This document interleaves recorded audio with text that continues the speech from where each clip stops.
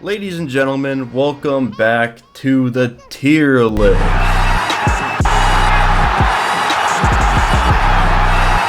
Today, we're doing a very special episode. We're going to be ranking every single main Geometry Dash level, from Stereo Madness all the way to the new 2.2 level Dash. The way we are going to be ranking these levels is going to be a little different than normal. As you can see, we don't have our classic S through D ranks. We've changed them up to simply the best, unique, above average, average, and does nothing. And I want to be clear before I start this list, I do not hate any of these levels. I very much do enjoy the Robtop Geometry Dash levels. It's just some of them I feel truly do nothing, while some of them simply go above and beyond and fall into the category of simply the best levels in the game.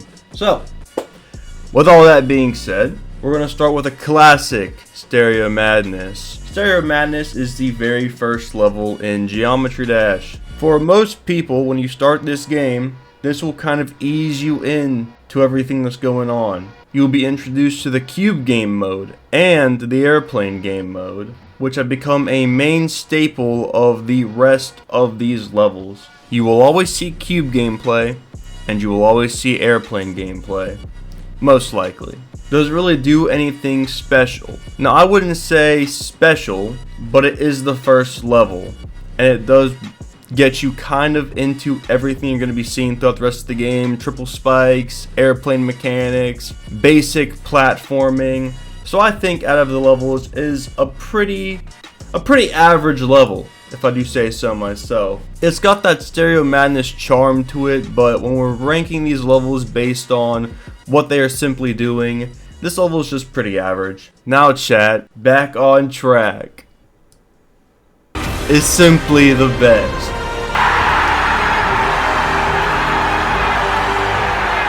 Now let me explain.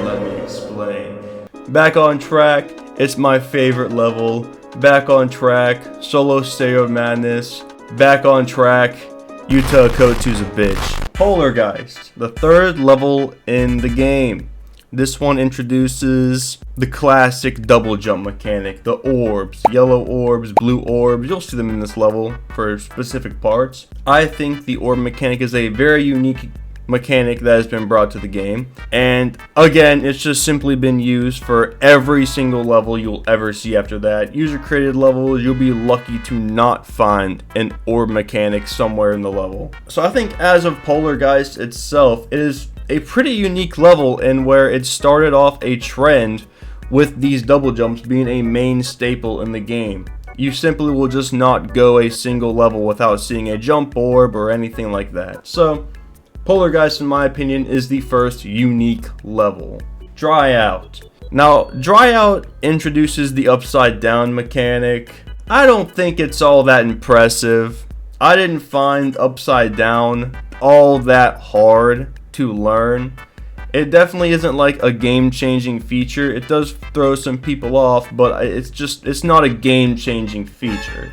As for the rest of the level, it's pretty bland and boring in my opinion. I think out of all of these levels, Dry Out is definitely one of my least favorites, but I don't feel like I'm allowed to put it in does nothing, because it does do something, and that something is basically the upside down mechanic. So with that being the case, I think the only place we can realistically put Dry Out on this list is in the average, below Stereo Madness of course. Now base after base. I'm going to step on a lot of y'all's toes here. Base after base does absolutely nothing to further the plot of the game at all. It is just a filler level.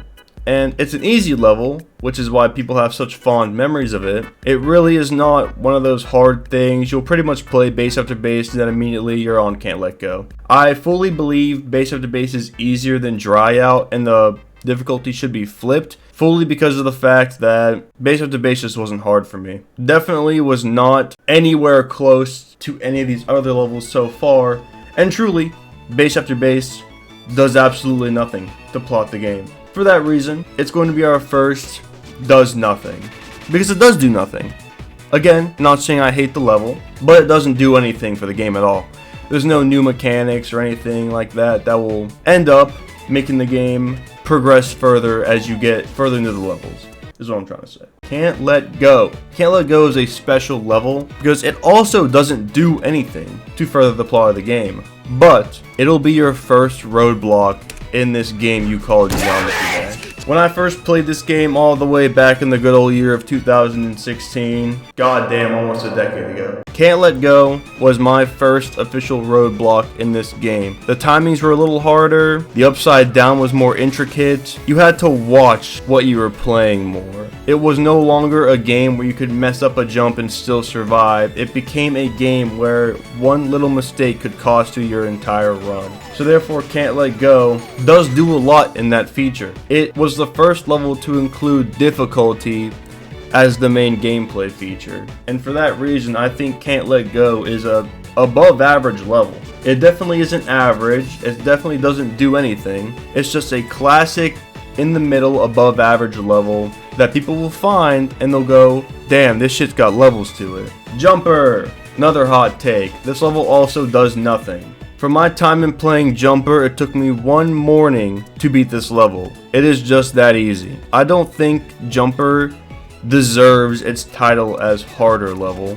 It really doesn't do anything to warrant that title. I would put Jumper more as a below Can't Let Go type level because that's how easy it was to complete. Music is good though. I do fuck with the music, but Jumper is literally just as the title says. You just jump through these corridors and that's about it. It doesn't do anything in particular, and yeah, it's gonna sit right under base after base and does nothing. Time Machine. This will be your second roadblock in Geometry Dash. Now this level does something very unique. You remember all the way back when in Stereo Madness when I told you we got introduced to the triple spike? Well, they don't actually become a problem until this level. Time Machine spams the fuck out of triple spikes. And it's not hard, realistically, it's just very timing heavy. People will get stuck on Time Machine for days because the dying to the end and having to go back and do all those perfect triples over and over and over again. It's kind of draining. It really puts a weight on your chest like, holy shit, can I actually beat this level? Is it really this hard? It also introduces the game mode of flipping the screen, which I do believe is a very interesting mechanic. People don't really use the mechanic enough anymore. There's so many new game mechanics like camera switching, camera zoom, camera shake. No one even gives camera flip the time of day anymore because it's just an extra portal on the map that doesn't really do anything. But as for difficulty, this one definitely is a very unique level where it bumps up the difficulty, adds a new game mechanic, and is just simply one of the harder levels in the game. So I think it'll be our second unique level. It really does stand the test of time in Geometry Dash history as one of the most unique main story levels in the game. Cycles. Y'all are gonna kill me for this one. Shoot me dead even. I love Cycles. It is one of my favorite levels in the entire game, but it doesn't do anything. It really doesn't. It feels like a Time Machine ripoff. It starts the whole beginning with, again, the classic triple spikes all throughout the level, and then once you get to the first quarter, you get to this really intricate airplane part where you all know what I'm talking about, the do type shit. And it's pretty hard, but it doesn't feel like a hard, challenging level. It feels like it's just kind of a bump in the road. It's not really going to affect your gameplay in any way. It does put the ball game mode into the game, which again, the ball game mode is a staple in Geometry Dash, but I don't know, something about Cycles just doesn't do anything for me. I think, in my opinion, X-Step does more with the ball mechanic than Cycles could ever even dream of. So I'm going to, of course, put Cycles in the does nothing category, while I'm going to consider X-Step as the true beginning of the ball game mode. And speaking of X-Step, it's a great level. It's a great introduction to this harder gameplay, insane level type of level. That sounded fucking stupid. I really like X-Step because you actually feel like you have to practice the level in order to beat it. For specific parts, of course, like the cube sections are very intricate. You gotta know what you're doing or else you're not getting past them. The ball game mode in this level is just way more fun. You have this really cool ending sequence where, like, the platforms are all like designed and shit to like have a completely different feel than the rest of the level as you are getting, oh my god.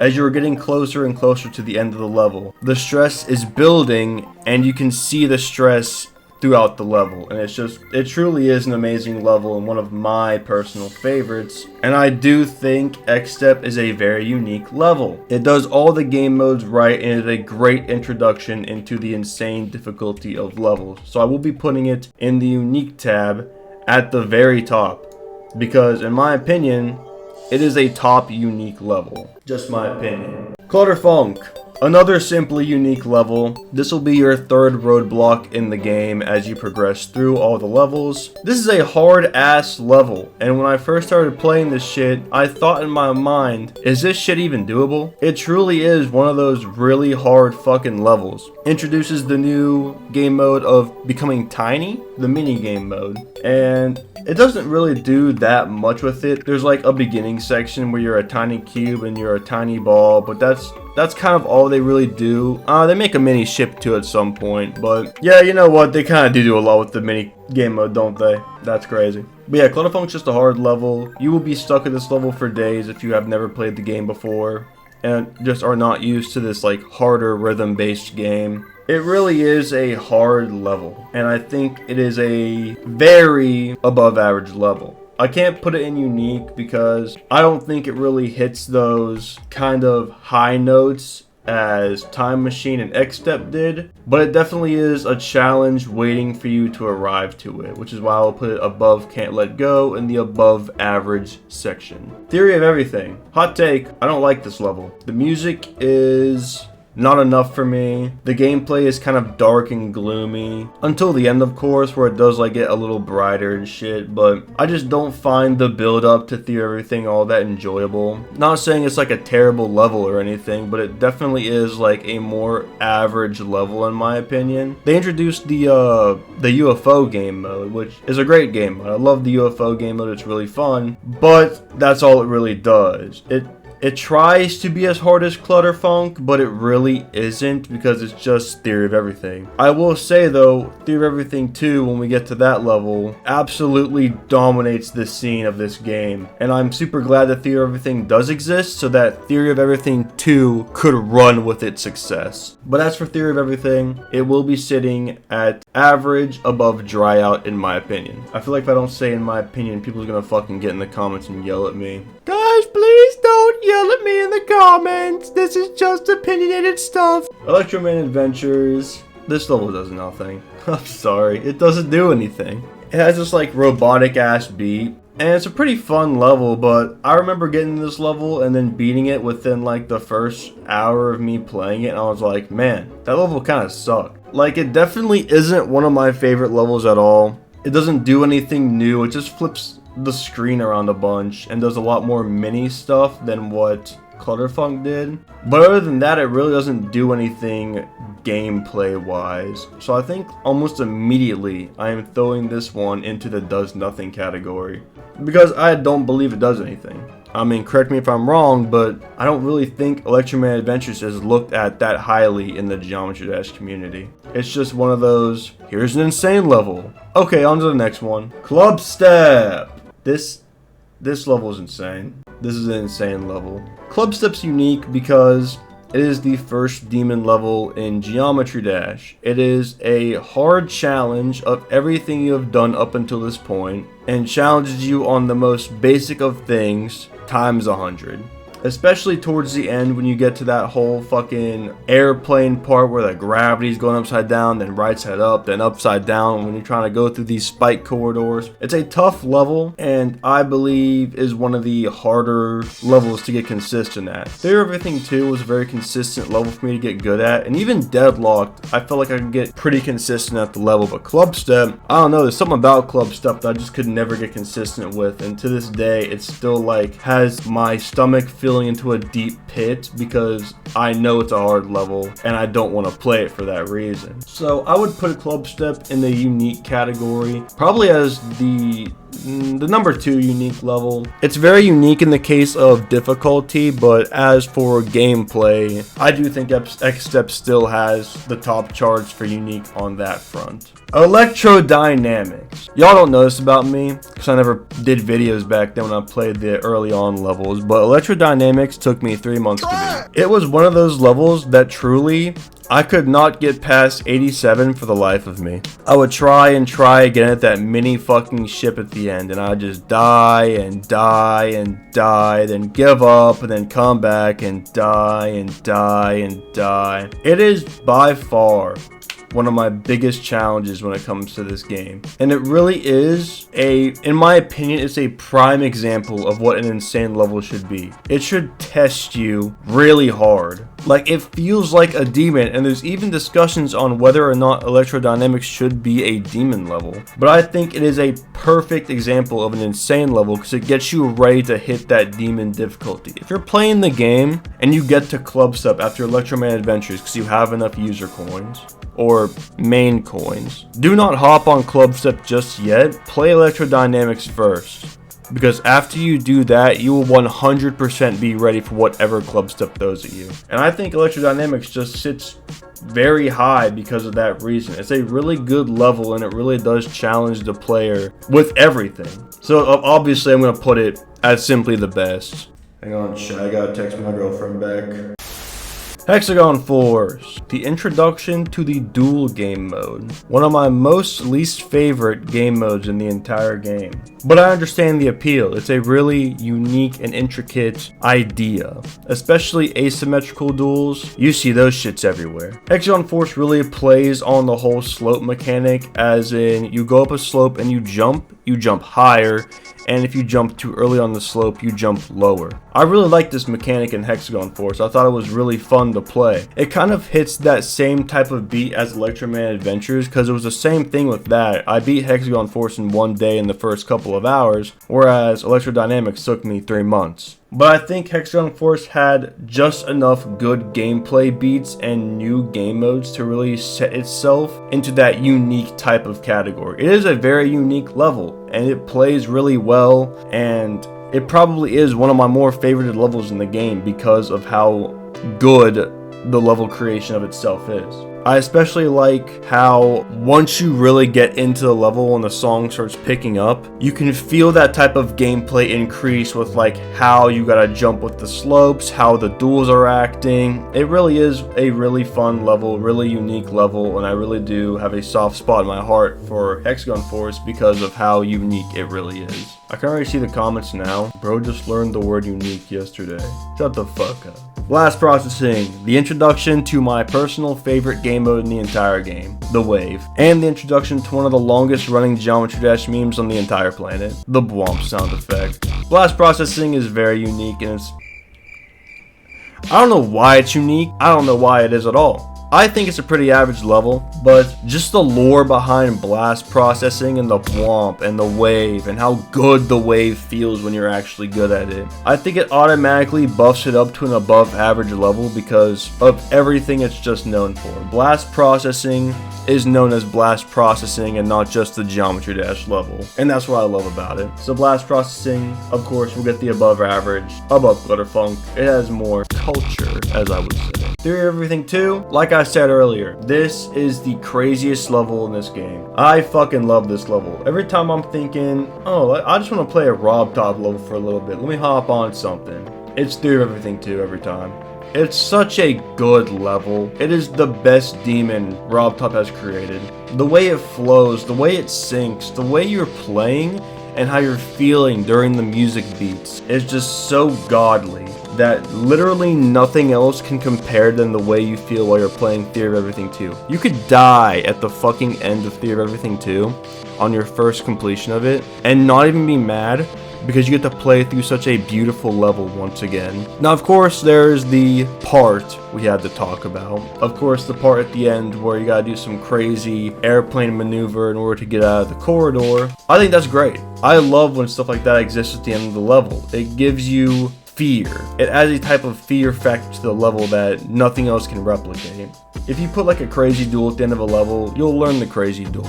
you do a crazy wave, people will learn that crazy wave. Look at 9 Circles and Future Funk, for example. You have some crazy ass duels, some crazy ass waves. People will learn it, people will get better with it. But if you just stick one singular hard part at the end of a level, that is a different type of fear, because you could get that part consistently forever, but there's that one time you're just doubting yourself, and you're like, oh fuck, I'm not gonna make it, and then you're dead, and you gotta start the whole level over. Peak gameplay, peak cinema, absolute cinema. Get that shit up in S tier at the very top right now. Geometrical Dominator, it's alright. I like Geometrical Dominator, but a lot of the pro players don't really like it. I've come to the realization that people don't really like the robot game mode, nor do they like the invisible blocks toward the end of the level, and I can respect that. I don't necessarily enjoy the robot all that much either. It's a pretty unique game mode with the hold down mechanic, but as for the invisible blocks, I thought that shit was just entertaining. And the song is just peak at that point. That is the peak of the song. How can y'all hate that part? I absolutely love it.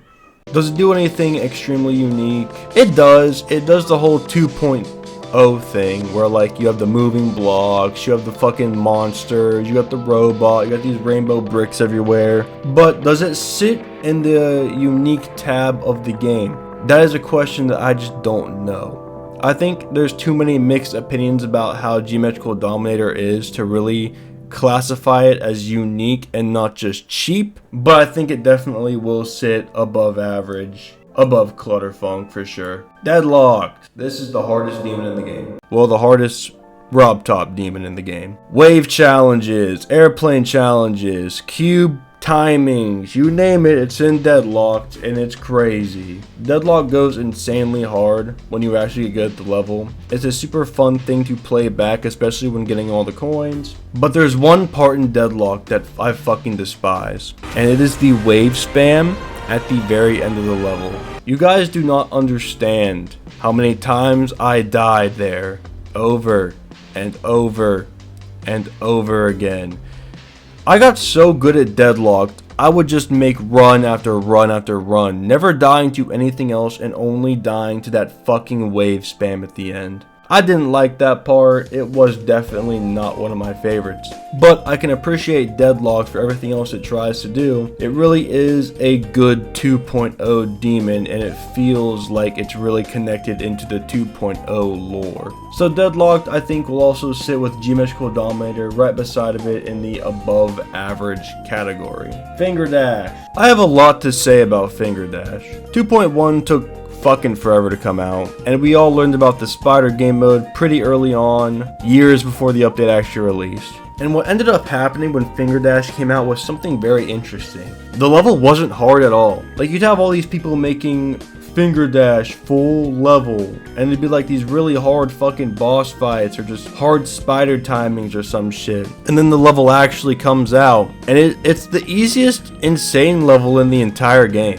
I would argue that Finger Dash is easier than Blast Processing and Geometrical Dominator. I don't even know if I would classify Finger Dash as a harder level. I beat the level in 6 attempts when I first played it. It simply just isn't hard. And the spider game mode is one of the easiest game modes to pick up in my opinion. I don't know, Finger Dash is kind of like, I feel kind of sore about Finger Dash because why the fuck was it that easy and why did the level just feel rushed? I didn't like it. I thought it was average. I can't say it does nothing because it didn't do nothing. It did something, but it is like probably the worst average level out of the list. And finally, we have full circled back to Dash. This is the 2.2 level with the crazy 2.2 GD colon meme. Hell yeah. I thought Dash was a very big step up from Finger Dash. It really felt like Robtop put everything in his mind into this level, and it flowed really well. The camera zooms, the gameplay, even the swing copter felt really good in this level, and gave me hope that 2.2 was going to